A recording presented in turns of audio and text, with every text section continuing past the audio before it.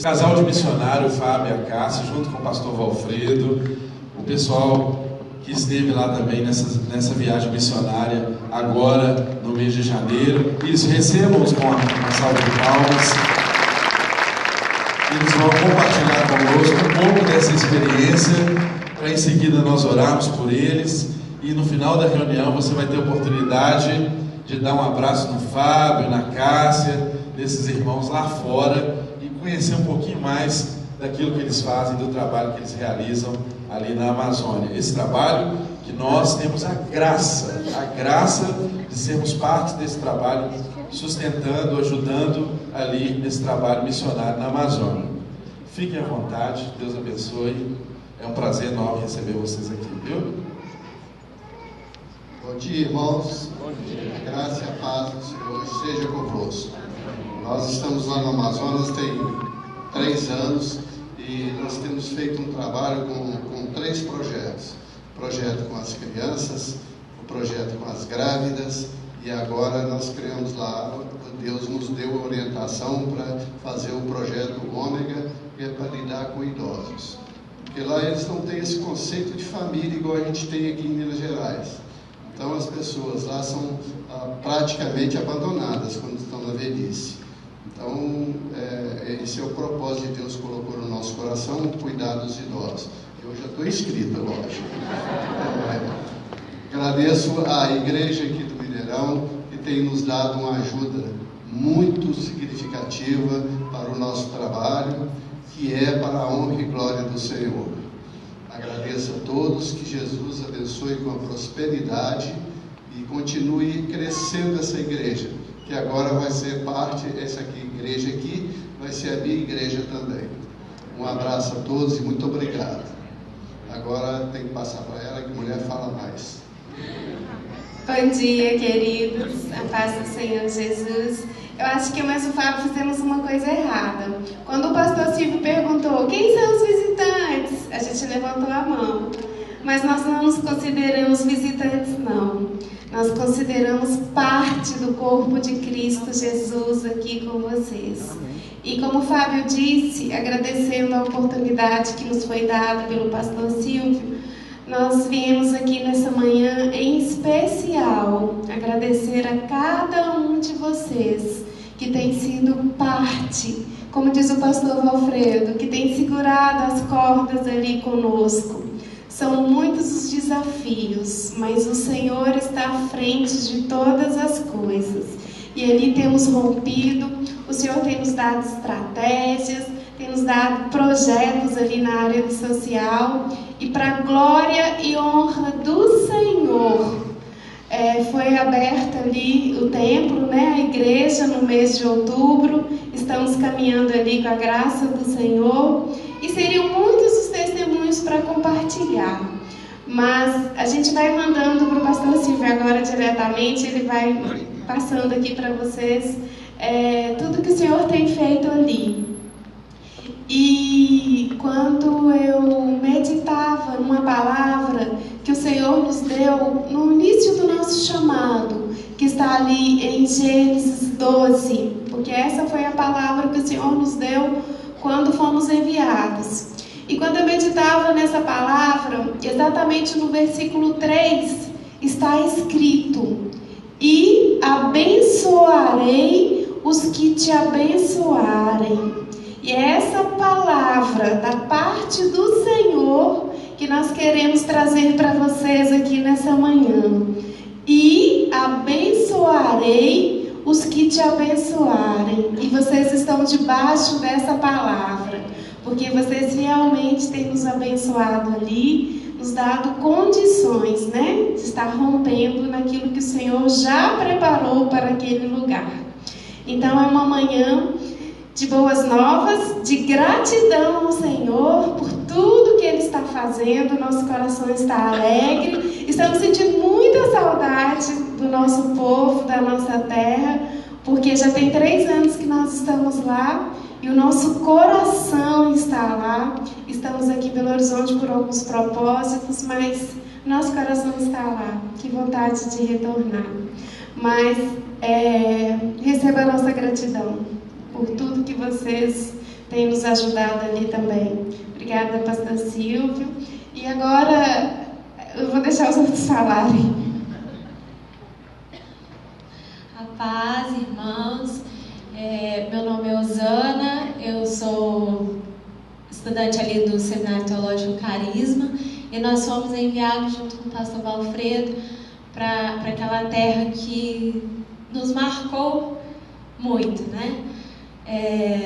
Acompanhamos um pouco do trabalho que a Cássia e o Fábio têm feito ali com excelência para o Senhor, impactando aquele povo. Fomos às comunidades ribeirinhas e vimos aquilo que o Senhor tem depositado naquele lugar, aquilo que o Senhor está fazendo no meio daquele povo, e é uma coisa realmente muito linda, muito emocionante. E ver que o Evangelho tem chegado nesses lugares quase assim impossíveis de alcançar, né? É um povo muito especial que nos marcou demais, um povo amoroso, um povo que nos recebeu muito bem, e estamos ali, né, agora aqui em Belo Horizonte, intercedendo pela vida dos nossos pastores lá, da obra em Manacapuru, em Bararuá, Jacarezinho, e na igreja em Manaus, que também está nascendo uma lagoinha ali, né? E agradecer à igreja daqui que nos ajudou, nos abençoou nas ações que nós viemos fazer em grupo, em alguns cultos, e fica aí o nosso muito obrigado. Graças a Deus, bom dia. Meu nome é Lucas, eu também sou estudante junto com a Osana do Carisma, e aí a gente foi lá, né, recebemos essa direção para estar indo lá fazer a missão no Amazonas, e graças a Deus a gente conseguiu, ainda teve a oportunidade de conhecer esse casal que tem um coração tão lindo e faz essa obra maravilhosa lá no Amazonas. Conhecemos também os outros pastores também que abriram a igreja em Manacapuru. E lá a gente pôde perceber que um campo tão grande, que precisa de tanta obra a ser feita, mas no meio de tudo isso a gente conheceu pessoas também que têm um coração entregue totalmente a Cristo, um coração sedento pela palavra, viver para Cristo, assim, conhecendo pessoas que eu fiquei constrangido, porque eu falei, gente, eu não sou crente comparado com essas pessoas, porque eles estavam lá não pelo que Cristo pode nos dar, mas sim por que Cristo é. E apesar de todas as dificuldades que eles enfrentam, a gente conheceu um casal lá que eles pegam o barquinho deles, tentam atravessar o rio para chegar numa igreja, e à noite e tudo mais, em Jacarezinho. E a gente, mas não tem medo, não sei o que lá, porque a gente demorava até um pouquinho para ir de motor e tudo, e eles não, eles iam remando. E aí eu falei assim, não, a gente não tem medo, a gente está com Cristo e Ele vai guiando a gente. E aí eu peguei e parei. Quantas vezes eu fico criando problemas, criando dificuldades para ir para a igreja, que é tão fácil só, às vezes no máximo pegar um Uber e vir para cá, e eles não criam problemas, eles vão procurando a solução em Cristo, e aquilo ali, a gente foi lá para servir, acabou que a gente recebeu muito mais, e o coração começou a ferver, a vontade. Eu falei que era de ficar lá, né, mas Deus sabe todo o propósito, e a gente está orando para ter a oportunidade de voltar, mas a gente entrega a Deus, e a gente vai estar continuando orando, e o que puder a gente vai estar ajudando aqui. Glória a Deus, igreja! É assim que Deus faz. A obra missionária não pode ser algo secundário na igreja. Ela tem que fazer parte, faz parte da igreja. É um dos pilares da igreja. Toda igreja ela tem que se envolver em missões. Ela tem que se envolver em missões, seja missões aqui, seja missões longe. A igreja ela tem que ser efetiva no campo missionário onde ela está, para que ela seja relevante. E nós temos, da parte de Deus, Ele foi bondoso para conosco, que a gente está ali cuidando dessas pessoas. E ali no Amazonas, essas duas pequenas igrejas, são entre 15 a 10 pessoas, eu já falei isso aqui. Mas vocês não têm noção do impacto que esses irmãos estão causando nesses lugares. O primeiro impacto que eles estão causando é vencer a perseguição. Ali em Bararuá, Jacarezinho nem tanto, mas em Bararuá, a igreja nasceu debaixo de perseguição. nasceu debaixo dessa perseguição. E ela continua. E chegando lá agora, por último, o Zé Raimundo, que é o líder da igreja, ele esteve aqui, ele falou: pastor, olha, uns dias atrás eu fui afrontado novamente. Uma das pessoas que é aqui da comunidade, ele novamente me chamou de covarde. A outra vez eu vi alguém chamá-lo de covarde e ele ficou em silêncio, mas dessa vez ele já estava mais maduro na fé. Ele deu a resposta que me constrangeu. Ele falou assim: olha, se for para ser covarde, para caminhar e servir a Jesus, se isso é covardia, enfrentar o que eu estou enfrentando, eu continuo sendo covarde. E esse homem, quando a gente estava aqui expondo Mateus capítulo 5, que é o Sermão do Monte, eu liguei para ele e falei: eu preciso que você exponha o Sermão do Monte para a igreja, para que a igreja cresça fundamentada nessas verdades.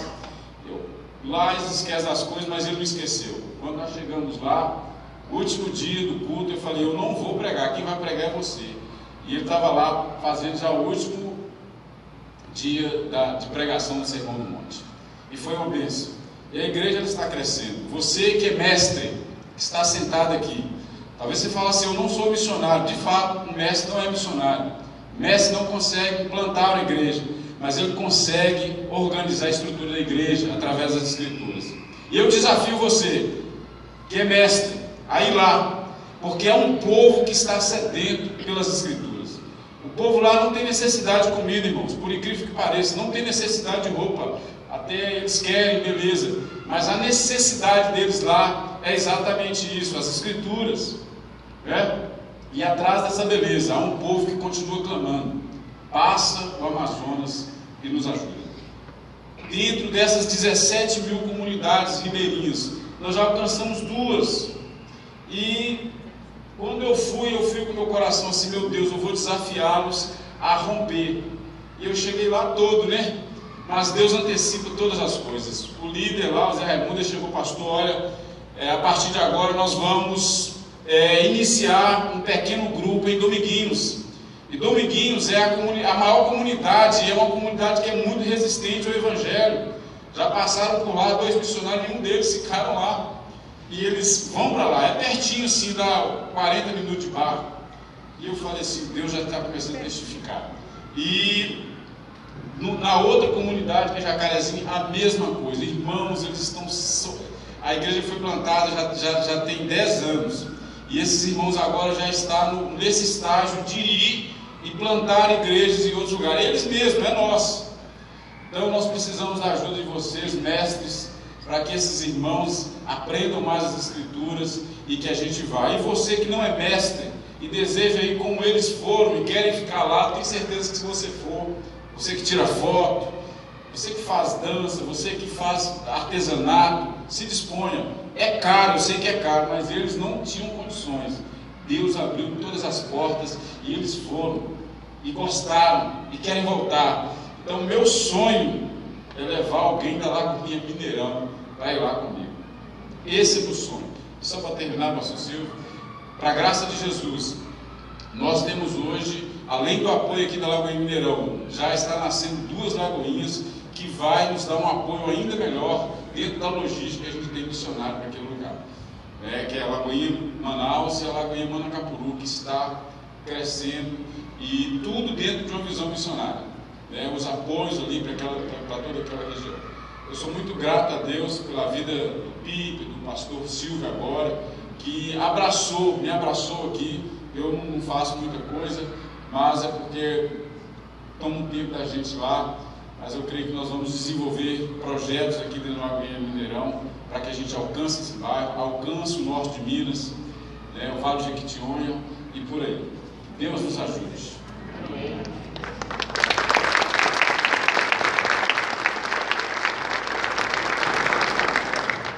Estenda suas mãos, fique de pé no seu lugar. Vamos abençoar esses nossos irmãos que têm atendido a convocação do Evangelho, o ID, e tem cumprido essa missão.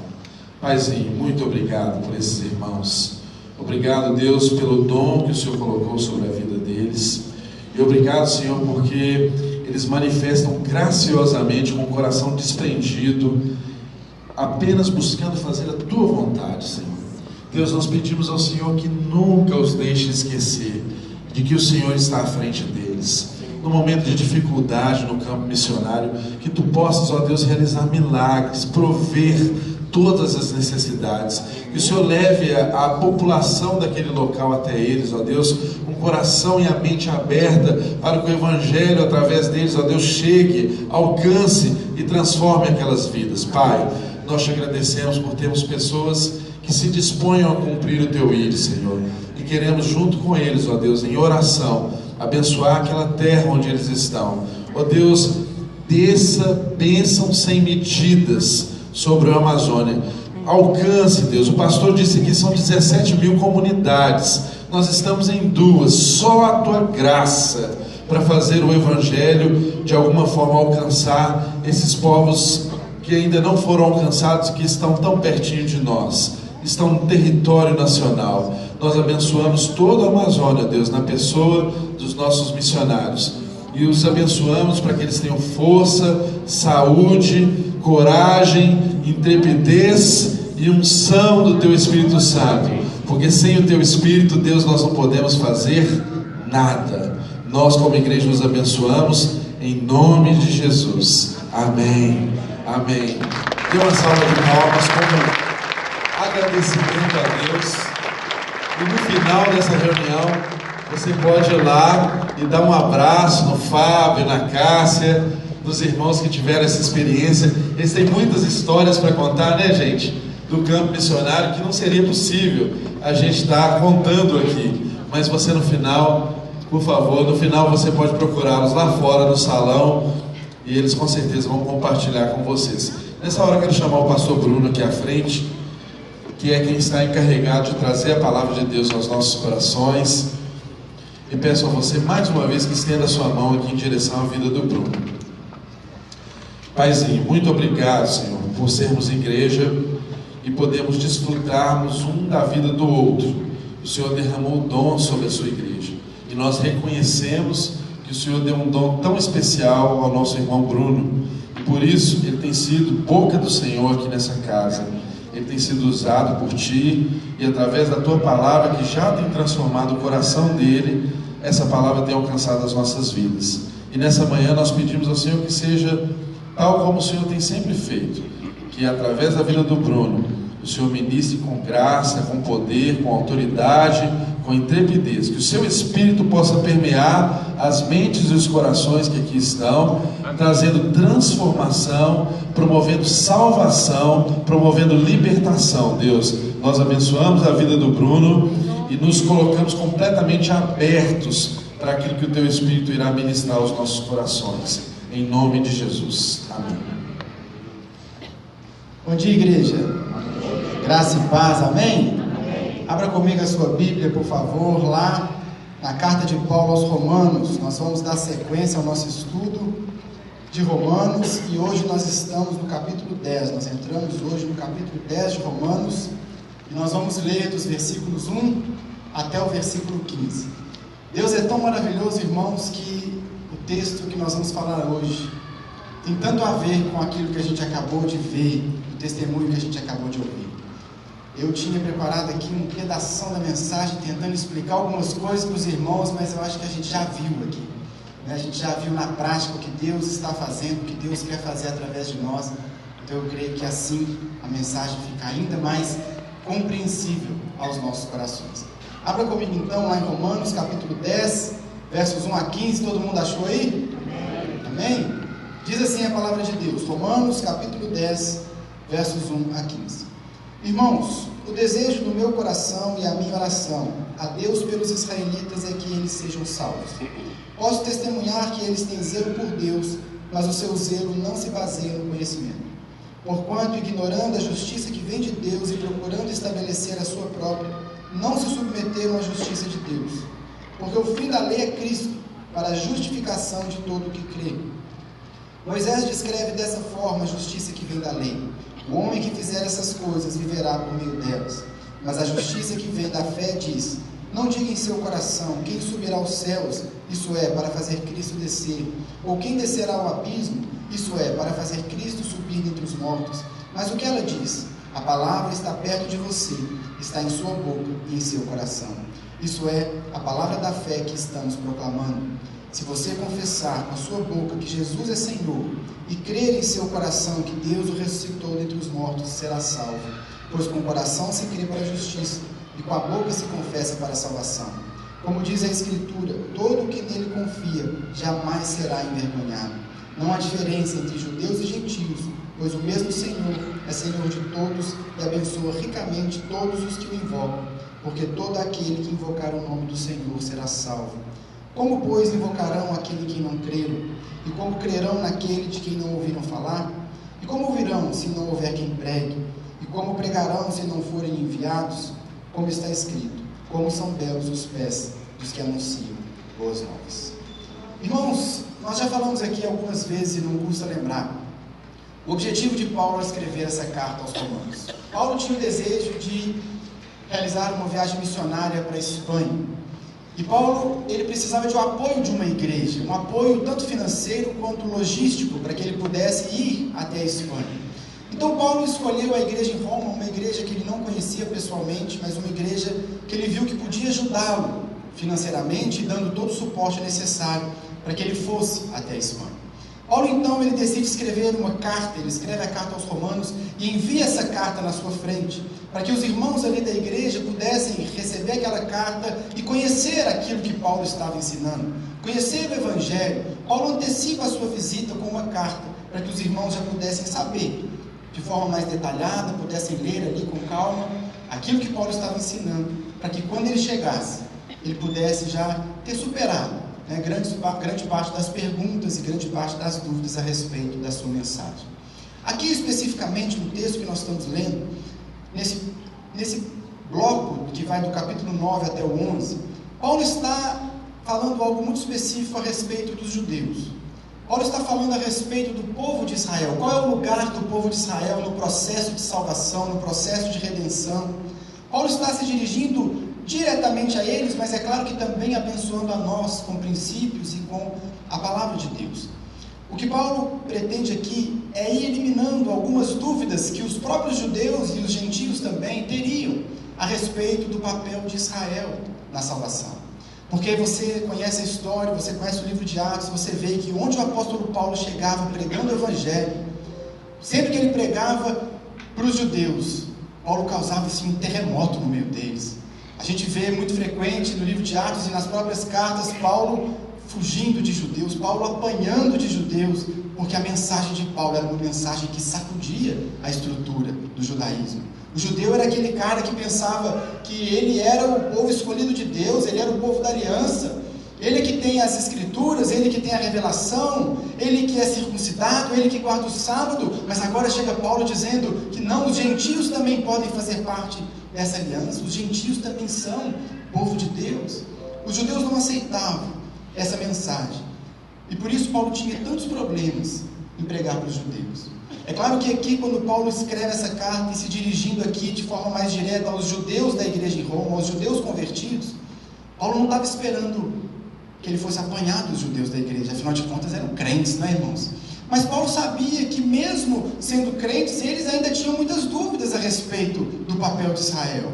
As mesmas dúvidas que faziam com que alguns quisessem apedrejar Paulo, fazia com que os irmãos convertidos, os judeus convertidos, tivessem questionamentos a respeito da fé. Então Paulo ele vai escrever respondendo muitas dúvidas que os judeus tinham. Nós vimos no capítulo 9 que Paulo responde algumas dúvidas. Por exemplo, a promessa de Deus para Israel falhou. Nós vimos no começo do capítulo 9. Na segunda parte do capítulo 9, Paulo responde se Deus não foi injusto com os judeus. Vemos Paulo respondendo essas perguntas de forma antecipada para que quando ele chegasse, a igreja já tivesse aquilo mais ou menos alinhado. E é isso que Paulo faz aqui no texto que nós lemos. Paulo está respondendo mais uma pergunta que certamente ele sabia que viria. E essa pergunta, ele não diz aqui de forma clara, mas o que ele procura responder nessa primeira parte do capítulo 10 da sua carta aos Romanos, é a pergunta: como é que um povo tão zeloso por Deus pode não ser salvo? Como é que pode, Paulo? Você está dizendo, ele acabou de dizer isso no final do capítulo 9, ele diz lá no verso 27, citando Isaías: embora o número dos israelitas seja como a areia do mar, apenas o remanescente será salvo. Ora, Paulo, que papo é esse? Como assim? Um povo tão zeloso por Deus, um povo que caminha com Deus, um povo que guarda o sábado, um povo que passa pela circuncisão, um povo que cumpre todos os mandamentos e que é tão zeloso, é tão dedicado à obra de Deus. Como pode esse povo não ser salvo? Então, é em torno dessa pergunta que gira o texto que nós lemos. É para responder essa pergunta que o apóstolo Paulo escreve no capítulo 10. E como nós vamos ver até o final, tem tantos ensinamentos para nós. Nós podemos aprender tanto e aplicar tanto para a nossa vida a respeito da nossa salvação. Vamos ver então, em mais detalhes, com mais calma aqui, o que Paulo está respondendo a respeito desse povo tão zeloso e da salvação deles. Paulo começa então no versículo 1, ele vai dizer que ele orava pelos irmãos israelitas. O desejo do meu coração e a minha oração a Deus pelos israelitas é que eles sejam salvos. Paulo está aqui confirmando o texto que eu acabei de ler do final do capítulo 9, que a Miriam pregou na semana anterior. E Paulo está dizendo, olha, de fato, eles não estão salvos. A grande maioria dos judeus, a grande maioria do povo de Israel rejeitou o Messias. E embora seja um povo zeloso, eu oro, Paulo está dizendo, eu oro em favor deles, para que eles sejam salvos. Eu quero que Deus os salve, eu quero que Deus toque, mas de fato, é um povo que ainda não foi salvo. E aí então vem a pergunta de forma direta. Ele diz, eu posso testemunhar que eles têm zelo por Deus. Eu sei do que vocês estão falando, eu sei o que vocês estão pensando, o apóstolo Paulo está escrevendo. Eu sei que eles têm zelo por Deus. O apóstolo Paulo talvez soubesse como ninguém qual era o zelo que o judeu tinha. O apóstolo Paulo, um fariseu, um homem que guardava a lei, um homem que era referência na sua comunidade, uma referência no judaísmo. Ele sabia exatamente o que significava o zelo de um judeu pela lei, o zelo por Deus. Ele sabia o que era aquilo. E ele diz então no verso 2, eu posso testemunhar que eles têm zelo por Deus, mas o seu zelo não se baseia no conhecimento. Irmãos, olha o entendimento que o apóstolo Paulo está trazendo para os judeus, para mim e para você. O judeu é zeloso por Deus, ele se dedica à lei, ele guarda o sábado, ele quer obedecer, ele quer fazer tudo certo, ele é dedicado, ele é envolvido, mas ele faz isso sem conhecimento. O zelo do judeu é um zelo sem conhecimento. E o que Paulo está nos ensinando aqui é que o zelo sem conhecimento não salva ninguém. Não é o zelo que a pessoa tem pela lei, não é o zelo que a pessoa tem pelo cumprimento da lei que vai garantir a ela a sua salvação. Falta ao judeu o conhecimento. Irmãos, nós também vivemos num país tão religioso, um país tão zeloso por cumprir práticas religiosas, por participar de encontros religiosos. Nós vivemos um país, assim como os judeus, um povo zeloso pela sua religiosidade, mas um país que não tem conhecimento. Grande parte das pessoas que nós conhecemos, que nós dizemos, mas vive dentro da igreja, participa de tudo quanto é atividade, participa de todos os eventos, de todas as atividades que a igreja faz, seja qual for a religião. Mas grande parte dessas pessoas faz isso sem conhecimento, e por isso não são salvas. É isso que o apóstolo Paulo está querendo nos mostrar aqui. O zelo sem o conhecimento não resolve nada.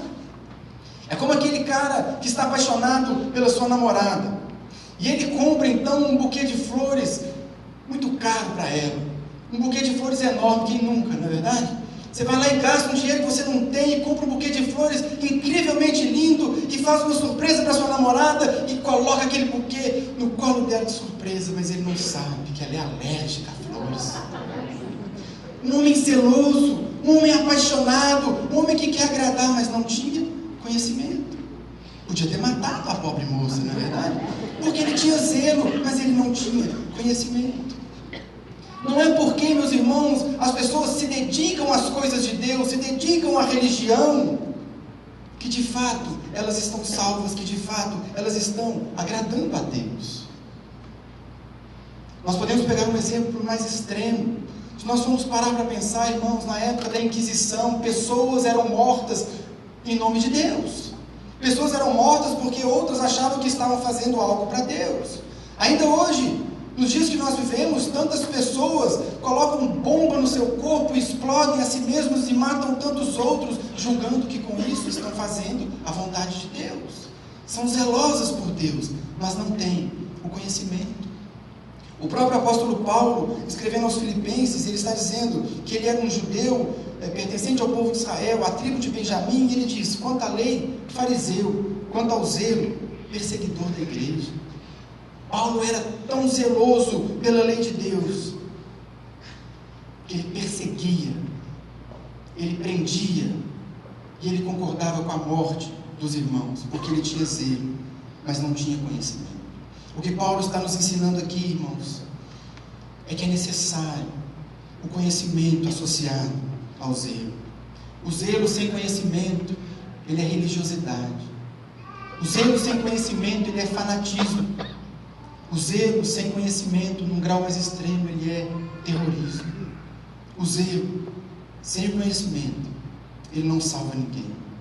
E os judeus estavam nessa situação, como muitas pessoas que nós conhecemos hoje em dia. São zelosos, querem fazer tudo, querem cumprir os requisitos, querem estar sempre envolvidos, não saem da igreja, mas sem conhecimento. E qual é então o conhecimento que faltava para os judeus? O que é que fazia com que o judeu, embora tão zeloso, o que ele não conhecia, o que ele não sabia, a ponto de ele não estar salvo? E Paulo vai explicar isso a partir do versículo 3. Porquanto, ignorando a justiça que vem de Deus, e procurando estabelecer a sua própria, não se submeteram à justiça de Deus. Olha o que Paulo está dizendo. O judeu, ele é tão zeloso, ele é tão dedicado a cumprir a lei, a cumprir os mandamentos, a cumprir isso, a guardar o sábado, a fazer tudo certo, que ele colocou nessas coisas a sua esperança de salvação. O judeu colocou no seu zelo a sua esperança. É como se ele olhasse para si e dissesse: eu sou um cara tão zeloso por Deus, que Deus deve olhar para mim e falar: esse merece ser salvo. Esse cara é bom. Esse cara é muito bom porque ele consegue guardar tantos mandamentos. Eu acho que esse cara, ele tem que ser salvo, porque ele é tão zeloso. O judeu fazia isso. É isso que Paulo está explicando. Eles ignoraram que a justiça, ela vem de Deus. E eles procuraram estabelecer a sua própria justiça. E afinal do verso 3, não se submetendo então à justiça de Deus. Irmãos, o ponto aqui que Paulo está nos ensinando é esse. Quando nós colocamos os olhos em nós, quando nós olhamos para o nosso mérito, para o nosso zelo, para o tanto que eu trabalho na igreja, para o tanto que eu sou envolvido no ministério, para o tanto que eu faço, para o tanto que eu aconteço, quando eu coloco os olhos nessas coisas, eu tiro os olhos do Salvador. Porque se eu olho para mim e encontro em mim algo que vai me possibilitar chegar até Deus, ou que vai possibilitar que eu tenha uma graça alcançada diante de Deus, eu não acho que eu tenho necessidade de um Salvador. E esse era o grande problema do judeu. Por isso ele não se submetia à graça que pode salvá-lo. Enquanto ele estava ali buscando e tentando fazer, e tentando conseguir, e se achando muito bom, e se achando muito aceito por Deus, ele nunca olharia para a graça, ele nunca olharia para a cruz, ele nunca olharia para Jesus. Irmãos, o que o apóstolo Paulo vem nos ensinando desde o início da carta aos Romanos é que todos nós estávamos condenados, estávamos encerrados debaixo do pecado. Todos nós éramos escravos do pecado e nada em nós mesmos podia nos tirar desta situação. Nada que você fizesse, nada que eu fizesse podia nos tirar desse lugar. É isso que Paulo vem mostrando desde o primeiro capítulo. Não há possibilidade alguma do homem salvar a si mesmo. Nada que a gente faça pode nos tirar dessa situação. Jesus, no Sermão do Monte, ele diz: bem-aventurados os pobres de espírito, porque deles é o reino do céu. Sabe o que é o pobre de espírito? É aquele que sabe que ele não tem nada. O pobre de espírito é aquele que sabe que espiritualmente ele precisa que alguém o abençoe, que alguém faça algo por ele, porque ele não tem nada. Bem-aventurado é o pobre de espírito, porque dele é o reino do céu. Esse era o grande problema do judeu religioso, é o grande problema da religiosidade da nossa nação. As pessoas estão achando que porque são zelosas, porque são empenhadas, porque participam de 18 cultos por semana, participam de 40 ministérios, frequentam 800 células, eles são aceitos diante de Deus. O judeu era esse cara, ele se considerava rico espiritualmente. Mas como Paulo já nos mostrou, todos nós somos pobres e precisamos nos reconhecer assim. Porque, irmãos, se houvesse outro caminho para a nossa salvação, se houvesse a possibilidade de nós nos salvarmos, de nós fazermos algo, a história tinha sido diferente. Você se lembra que lá no Getsêmani, Jesus orou 3 vezes, ele disse: Pai, se for possível, passa de mim esse cálice. Mas não foi possível. O único caminho para nos salvar foi o sacrifício substitutivo de Cristo naquela cruz. Foi quando Jesus assumiu o meu lugar e o seu lugar na cruz do Calvário, e Ele recebeu a ira e a punição que era merecida por mim e por você. Não existe um outro caminho, não existem boas obras capazes de nos salvar. A justiça própria, ela nunca vai poder salvar o homem.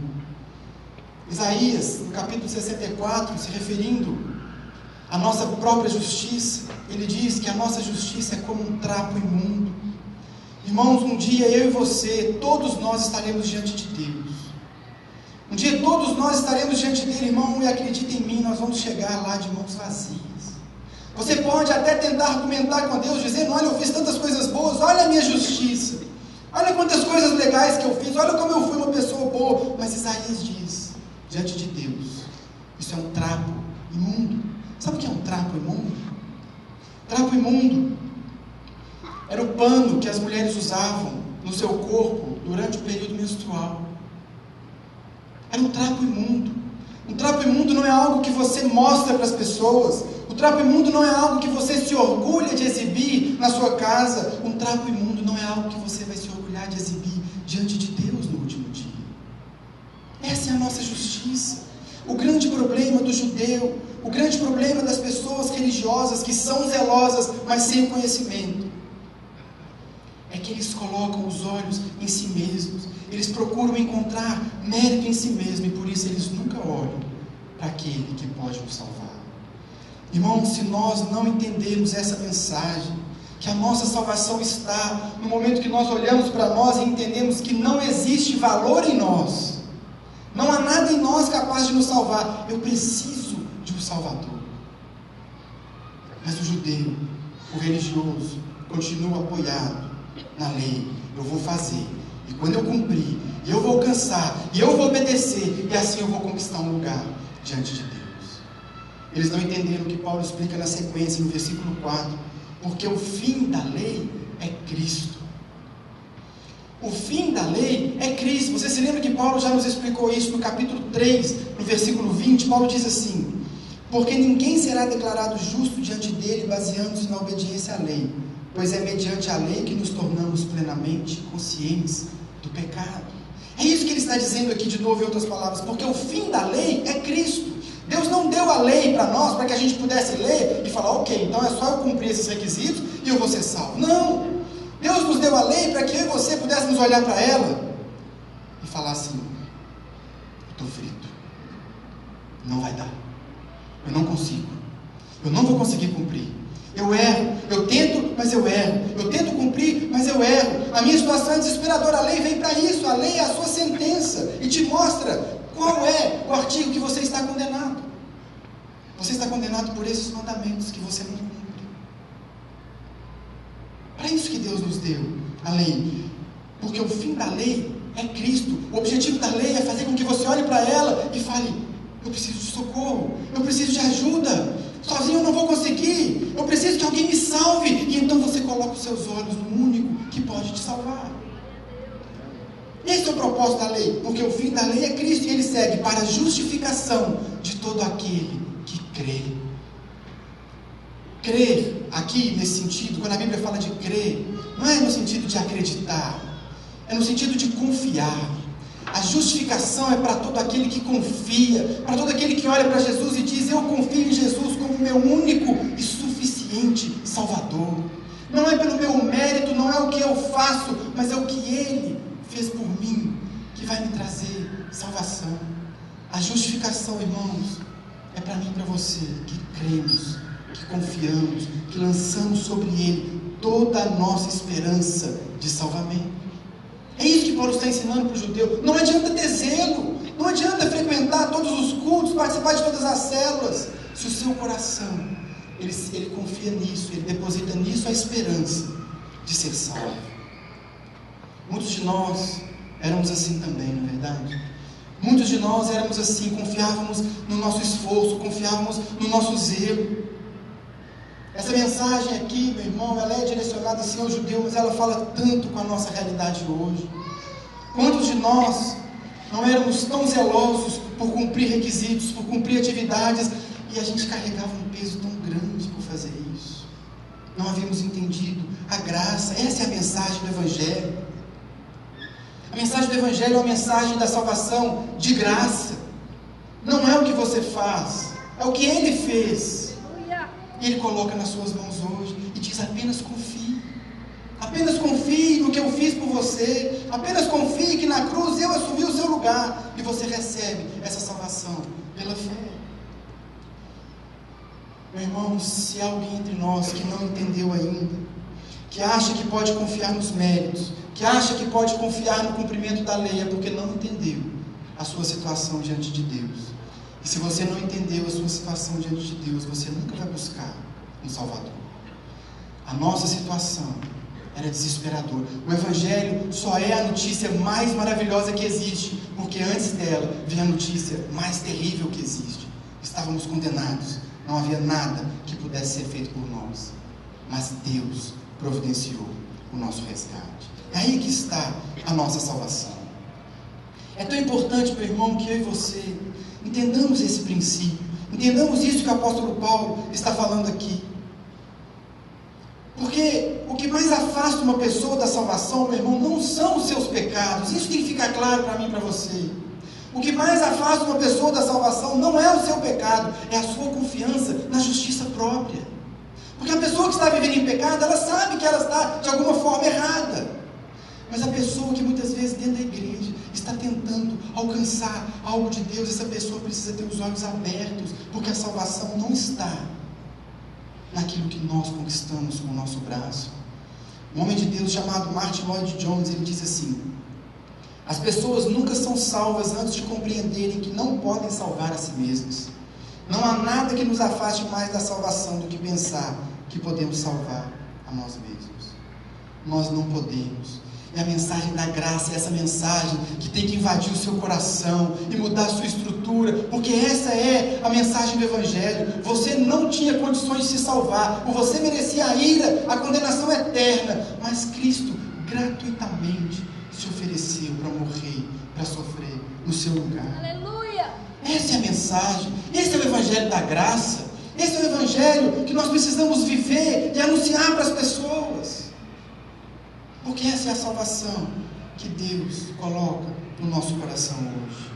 Esse era o grande erro do judeu: confiar nas obras. É isso que Paulo está falando. O judeu de fato não está salvo, só o remanescente é salvo, porque o judeu não olhou para o Messias, não entendeu, quando olhou para si, não entendeu a sua situação, confiou no seu mérito, não olhou para aquele único que poderia salvar. O apóstolo Paulo segue então desenvolvendo esse ponto. Ele vai citar alguns textos do Antigo Testamento para reforçar isso. A ideia de Paulo aqui, dos versículos 5 a 8, ele quer mostrar para o judeu, falar: olha, isso que eu estou dizendo para você não é algo que eu estou inventando agora. Sempre foi assim, a salvação sempre foi pela fé. A salvação sempre foi pela fé. Então ele vai citar os versos 5, vamos pular o 5, falar direto do 6 pelo tempo. Ele fala assim, ó: a justiça que vem da fé diz, versículo 6, não diga em seu coração quem subirá aos céus, ou quem descerá ao abismo, mas o que ela diz, a palavra está perto de você, está em sua boca, em seu coração. O que Paulo está ensinando aqui? Paulo está mostrando para um judeu, fala: olha, pega Moisés, você não confia na lei? Pega Moisés. O que Moisés está dizendo? Não diga em seu coração quem subirá ao céu. nem quem descerá ao abismo. Porque a salvação não vai vir pela força do seu braço, você não vai subir ao céu e trazer de lá a sua salvação. O seu Salvador já veio espontaneamente. Você não precisa descer até o abismo para trazer vida dentre os mortos pela sua força, porque Ele já ressuscitou por você. É isso que Paulo está mostrando. A partir do Antigo Testamento, o próprio Moisés já ensinava essas coisas. Versículo 8. Mas o que ela diz, citando Moisés de novo, Deuteronômio 30, a palavra está perto de você, está em sua boca, em seu coração. Irmãos, a salvação desde sempre nunca foi baseada no nosso esforço de alcançar o céu, nem no nosso esforço de descer às profundezas. A salvação sempre esteve perto, na nossa boca e no nosso coração. Por isso que Paulo complementa, ainda no final do verso 8, ele diz: isso é a palavra de fé que estamos proclamando. É a mesma palavra de Moisés que ele dizia, é o que eu estou proclamando, a palavra de fé. E ele complementa o versículo 9: se você confessar com sua boca que Jesus é Senhor e crer em seu coração que Deus o ressuscitou dentre os mortos, será salvo. O que eu tenho que fazer para ser salvo? Como eu posso ser salvo? Eu não preciso ir até as alturas, eu não preciso ir até as profundezas, não. Você só precisa crer. Mas eu não tenho que fazer mais nada. Nós somos tão pecadores, irmãos, que até essa mensagem ela incomoda um pouco. Não é possível, pastor, eu tenho que fazer alguma coisa. Eu tenho que alcançar alguma coisa. Não é possível só crer, irmãos. A nossa salvação está em crer que Jesus morreu no seu lugar, pagando o preço pelos seus pecados e nada mais. Nada que você faça contribui para o seu processo de salvação. Nada que você faça vai tornar você mais aceito diante de Deus. É claro, irmãos, que uma vez que nós somos alcançados por essa mensagem, uma vez que nós somos alcançados por essa graça, uma vez que nós entendemos o que Jesus sofreu, o que nós merecíamos, o que Ele fez por nós, isso vai te levar a uma vida de completa submissão e rendição a Ele. Mas isso, a sua obediência, o seu comprometimento com as coisas da igreja, com o ministério, isso nunca vai contribuir para a sua salvação. Jesus te salvou de graça e você simplesmente recebe pela fé.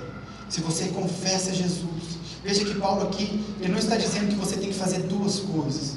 Você não tem que crer mais confessar. São duas formas de dizer a mesma coisa. Porque se você crê, de novo, crer não no sentido de acreditar, no sentido de confiar. Se você crê com o seu coração, ou seja, com todo o seu ser, com tudo que você é, se você confia a sua salvação em Jesus, a sua boca fala do que está cheio do seu coração. Se você crê, você confessa. E se você está confessando, é porque o seu coração crê. Basta acreditar, basta depositar sobre Ele a nossa confiança. E aí está a nossa salvação. Essa é a graça, essa é a mensagem do Evangelho. E era isso que faltava ao judeu. É isso que falta ao religioso. É isso que falta numa nação como a nossa, onde as pessoas são tão zelosas pelas coisas da igreja e da religião. Falta confiar, falta crer, falta depositar ali a sua esperança de salvação. Paulo segue dizendo: pois com o coração se crê para a justiça. Quando você crê com o coração, você está justificado. E com a boca você confessa a respeito da sua salvação. Irmãos, muitos de nós andávamos como os judeus da época de Paulo, como muitos que nós conhecemos hoje na nossa sociedade. Zelosos pela religião, zelosos por fazer, querendo fazer, precisando acontecer para alcançar algo diante de Deus. Era uma época que nós vivíamos tão pesados, tão carregados, porque esse fardo, meu irmão, de ter que agradar a Deus para alcançar o favor dele, é um fardo que ninguém consegue carregar. É algo que não tem fim, é algo que oprime, é algo que pesa, é algo que cansa. Mas o Evangelho da Graça, ele traz alívio, ele traz paz, ele traz segurança. Por isso Jesus disse em Mateus 11: venham a mim todos os que estão cansados, todos os que estão cansados de tentar alcançar com seu mérito e sobrecarregados, e eu lhes darei descanso. Tomem sobre vocês o meu jugo e aprendam de mim, pois sou manso e humilde de coração, e vocês encontrarão descanso para as suas almas, pois o meu jugo é suave, o meu fardo é leve. O zelo religioso, o fanatismo religioso, ele traz peso, ele traz insegurança, ele traz medo, mas aquele que confia em Jesus jamais será confundido. É isso que ele diz no versículo 11. Como diz a Escritura, todo o que nele confia jamais será envergonhado, jamais será confundido. Nele nós temos paz, nele nós estamos seguros, nele nós temos a real salvação, e nas mãos dele nós podemos descansar. Isso é Evangelho, meu irmão. Isso é Evangelho. Isso é Evangelho da graça, que nos salva, que nos faz seguro, que nos faz poder caminhar uma vida de liberdade, uma vida de paz, uma vida de alegria, porque Ele já fez por nós aquilo que nós não poderíamos fazer. Não há diferença, verso 12, entre judeus e gentios, pois o mesmo Senhor é Senhor de todos, e abençoa ricamente a todos os que o invocam, porque todo aquele que invocar o nome do Senhor será salvo. Todo aquele que invocar, todo aquele que olhar para Ele e falar, me salva, será salvo. Todo aquele que olhar para Jesus e disser, eu não consigo, vai ser salvo. Todo o que invocar o nome dEle vai ser salvo. Não importa, meu irmão, o seu passado, não importa o tamanho do seu pecado, não importa a vida que você viveu. Hoje, se você olha para Jesus e fala, Jesus, eu preciso do Senhor como meu Salvador, você está salvo. É nisso que consiste a nossa salvação.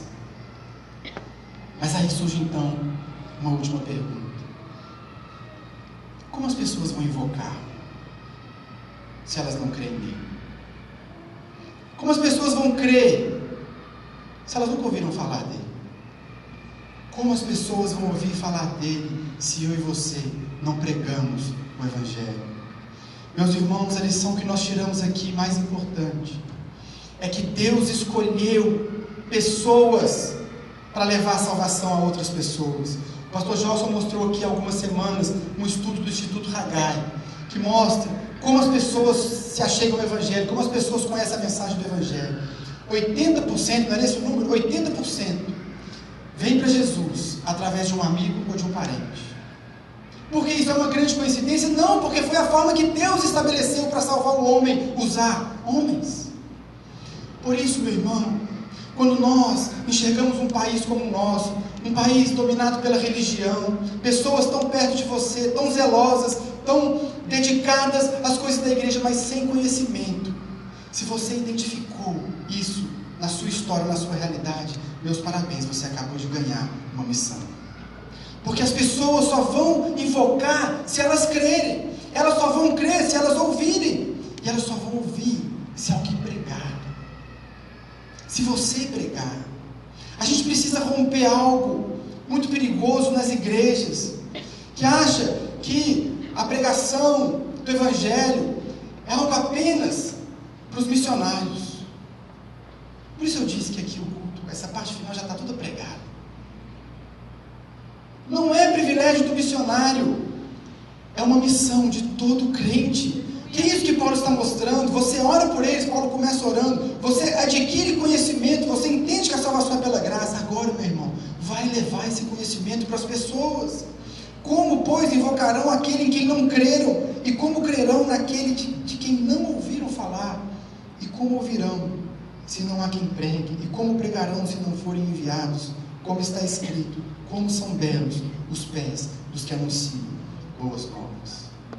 Como são belos os pés. Ah, meu irmão, naquele grande dia, no último dia, aquele seu colega de trabalho que você evangelizou, ele vai dizer para você, bendito o dia que você entrou naquela empresa. Aquele seu parente vai dizer, bendito o dia que você foi naquela reunião, naquele churrasco, e você falou de Jesus para nós. Como são belos os seus pés por aquele dia que você entrou na minha casa. Porque essa é uma missão que eu e você temos que colocar em prática. Primeiro, nós oramos. Paulo orava pelos judeus. Ore pela salvação das pessoas. A gente vê hoje as pessoas orando. Você liga a televisão, você vê as pessoas estão orando na televisão por cura, por prosperidade, por tantas coisas. Ore sim por cura, ore sim por prosperidade, mas ore por salvação. As pessoas estão precisando ser salvas. O Evangelho da graça tem que alcançar. As pessoas precisam entender a necessidade que elas têm de um Salvador. Ore por elas. Busque conhecimento. Busque conhecimento. Conhecimento. Hoje em dia nas igrejas existe um pensamento que domina grande parte das igrejas que diz que o conhecimento não é muito importante. Você tem que ter experiências com Deus, você tem que vir num culto e aqui a unção vai ser tão forte que você vai ser cheio do Espírito Santo e isso basta para você. Não é isso que Paulo está dizendo.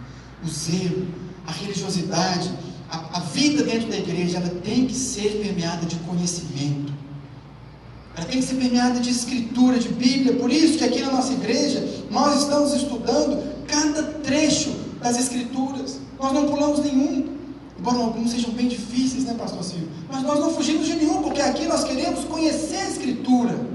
Por que existe uma academia da Bíblia? Porque nós precisamos conhecer, para que isso, em primeiro lugar, impacte a nossa vida, mas também possa nos levar até outras pessoas com essa mensagem do Evangelho. Não é o Evangelho da lei, das obras, do peso, não, é o Evangelho da graça.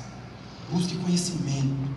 Busque conhecer a sua Bíblia, participe da Academia da Bíblia, estude, compre livros, peça indicação para os pastores, envolva-se numa célula, procure crescer no conhecimento, mas não guarde isso para você, porque as pessoas não vão invocar se elas não crerem, e elas não vão crer se elas não ouvirem falar, e elas não vão ouvir falar se você não pregar para elas.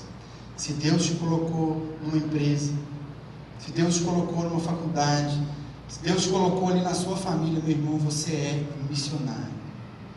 Você tem que levar essa mensagem. Você tem um compromisso de anunciar esse Evangelho. Alguém disse certa vez que evangelismo é um mendigo contando para o outro onde encontrar pão. Você encontrou o pão. Você sabe onde está o pão.